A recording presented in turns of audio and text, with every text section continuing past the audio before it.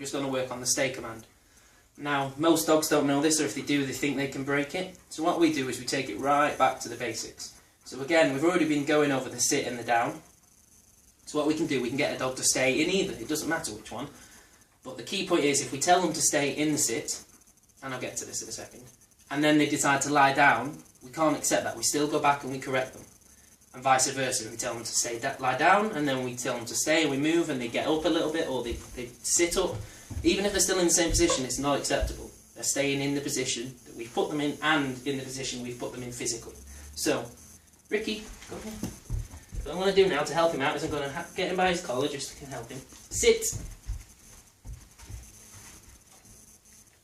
See, in there he tried to go into the down. I hadn't told him, so I just pulled him back up.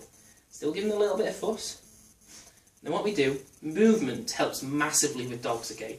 So if I just say stay, even if they know exactly what it means sometimes, they won't be paying attention, they can be looking around at other things like he was doing then.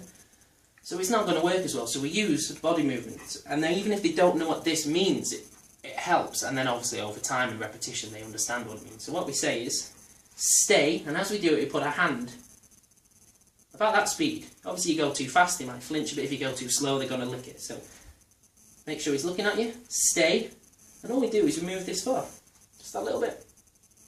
Wait a few seconds, go back, give him fuss. Just gentle fuss. Again, if we give loads of happy fuss and crazy, he's going to move. Then we can do it again. Wait till he's got attention. Stay. And just moving this little bit means like nothing to us, but to him it means we have moved and he has stayed where we moved. And we go back and we give a little bit of fuss again. And we can do this, we can move him and do it in all areas of the house. But the point is that at the beginning, all we do for the first few days especially is just only move this little bit. And what that allows us to do is if he does decide he's bored and he wants to move, we can get straight back in and correct him. So, go on, go on. So if he moves like that, we can get him straight back in, gently put him round into the same position. We don't want to put him over there or closer to us, roughly the same position. Stay, and then move back again. And now what has happened is he hasn't got the praise. We haven't gone back to him giving the praise, we've just put him back in the same position. Come back, and now because he has stayed, he does get the fuss. We do that over enough time. Once he never moves from just moving this far, then we can start moving further and for longer periods of time.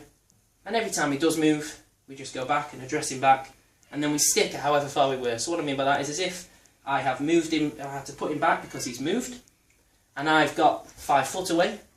And every time I get about 5 foot away, he still moves. Then it's pointless going 5 foot away from now on. So we go back to say only 3 foot away, and we stick at that.